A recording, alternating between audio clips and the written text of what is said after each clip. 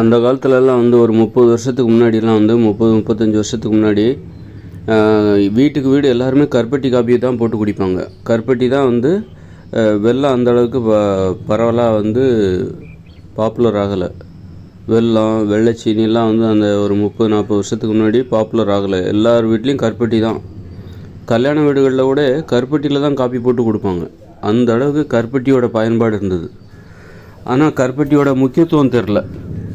முக்கியத்துவத்தை தெரிஞ்சிக்காமல் வெள்ளைச்சீனி வந்தது. அதுக்கப்புறம் தான் வெள்ளைச்சீனி, கரும்பு வெல்லம்லாம் வந்து ரொம்ப அதிகமாக ஆதிக்கம் செலுத்த ஆரம்பிச்சிது. வியாபாரிகள் வந்து அதை வந்து புகுத்துனாங்க. கருப்பட்டிக்கு மாற்றாக அப்படின்னு சொல்லிட்டு மக்கள் உடனே கருப்பட்டியை மறந்துட்டு வெள்ளைச்சீனிக்கும் வெல்லத்துக்காகவும் கரும்பு வெல்லத்துக்காகவும் மாறினாங்க.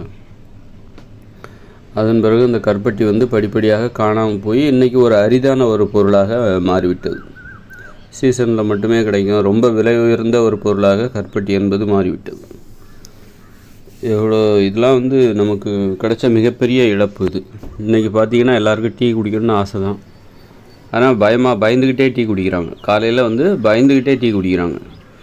ஒரு தேநீர் குடிக்கணும் அப்படின்னா அதில் வந்து நாட்டு சர்க்கரையை சேர்க்கறது கூட பயப்படுறாங்க. கரும்பு வெல்லம் வந்து அதுவும் கேடாக தான் இருக்குது.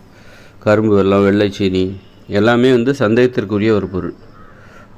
பயந்துக்கிட்டே வந்து டீ குடிக்கிறாங்க. தேநீர் குடிக்கும்போது கூட பயந்துக்கிட்டே குடிச்சிட்ருக்காங்க. அந்தளவுக்கு நம்ம கருப்பட்டியை வந்து விட்டு கொடுத்துட்டோம். ஒரு அரிதான ஒரு பொருள். அதை வந்து நம்ம மேலும் மேலும் அந்த பனை மரங்கள் அதெல்லாம் பெருக்காமல் விட்டுட்டோம். பனை மரங்களை கூட எவ்வளோ இது ஹைப்ரிட்லாம் ஏதோ ஆராய்ச்சிலாம் பண்ணுறாங்க. ஒரு குள்ளமாக வளர்கிற ஒரு பனை மரத்தை ஏன் இன்னும் கண்டுபிடிக்கலை? குள்ளமாக வளர்கிற உயரம் குறைவாக வளர்ந்து காய்க்கிற தென்னை மரத்தை கண்டுபிடிக்கிறாங்க.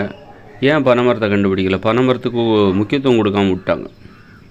அதனால் அந்த மாதிரிலாம் கூட கண்டுபிடிச்சி அது கூட ஒரு நல்ல தீர்வாக கிடச்சின்னா உயரமான பனை மரத்தில் ஏறுவது ரொம்ப ஆபத்தானது. அதனால் உயரம் குறைந்த ஒரு பனை மரத்தில் ஏறி நமக்கு தேவையான ஒரு பதநீர், கருப்பட்டி இதெல்லாம் பெற முடியும் அப்படின்னா எவ்வளோ நல்லதில்ல. அதெல்லாம் நம்ம மிகப்பெரிய இழப்பு. கருப்பட்டியை நம்ம இழந்து கொண்டு வருகிறோம். அதை மீட்டெடுக்கணும் அப்படின்னா அதற்கு அக்கறை உள்ளவங்க வரணும். அக்கறை உள்ள ஆட்சியாளர்கள் வந்தால் தான் அதை மீட்டெடுக்கும் பொழுது. கருப்பட்டி வந்து கருப்பாக இருக்கிறதுனால மக்கள் புறக்கணிச்சிட்டாங்களா என்னவோ தெரில. கடந்த காலங்களில் அதோட அருமை தெரியலை. அப்புறம் வந்து வெள்ளைச்சீனி வந்து வெள்ளையாக இருக்குது அப்படின்னு அதை வரவேற்பு கொடுத்தாங்க. வெள்ளையாக இருக்கிறதுனால வெண்மை நிற மோகமாக வெள்ளைச்சீனி வரவேற்கிறதுக்கு காரணம். கடைசியில் பார்த்தா அப்போ வந்து சொல்ல தெரில வெள்ளைச்சீனியில் எவ்வளோ தீங்கு இருக்குது அப்படின்னு அன்னைக்கு சொல்லலை. அப்புறம் மக்கள் அதை சாப்பிட்டு பார்த்து நோயை வரவழைத்து கொண்டார்கள்.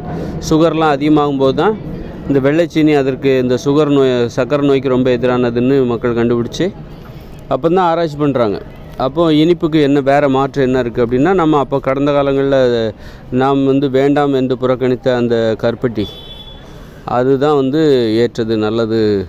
சீனி நமக்கு சர்க்கரை இனிப்பு தேவையை நல்லா பூர்த்தி செய்யக்கூடியது அப்படின்னு பார்த்தா கடைசியில் அந்த தொழில் நம்ம வேண்டான்னு புறக்கணிச்சதுனாலே அந்த தொழில் வந்து இப்போ இல்லாமல் போச்சு.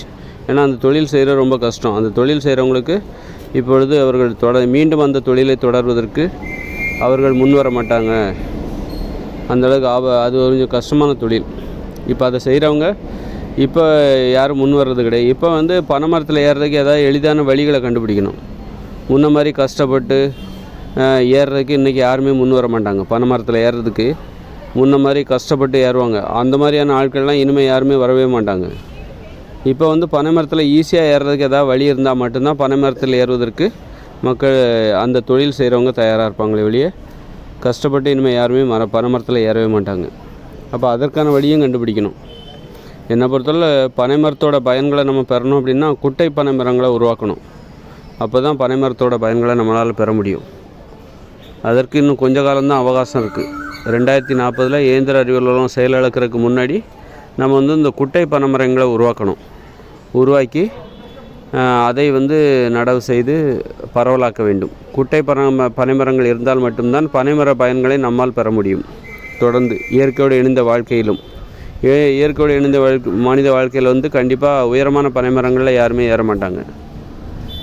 ஏறி அப்படியெல்லாம் அந்த பதநீரை குடிக்கணுமா அப்படின்னு தான் யோசிப்பாங்க. பதநீரை குடிக்கணும் எதுக்கு? அப்படிப்பட்ட கருப்பட்டி தேவையில்ல. உயிரை பனையமாக வச்சு உயரமான பனைமரங்களில் ஏறுவதற்கு இயற்கையோடு இணைந்த மனித வாழ்க்கை 2040 வருதுல, அப்போ வந்து யாரும் துணிய மாட்டாங்க. அதனால் குட்டை பனை மரங்களை உருவாக்குவது தான் சிறந்த தீர்வு. சீக்கிரமாக அதுக்கான அவகாசம் கொஞ்சம் காலம்தான் இருக்குது. மனுஷங்களால் முடியாது எதுவுமே கிடையாதுல்ல, அப்போ அதை சாதித்து காட்டுங்க.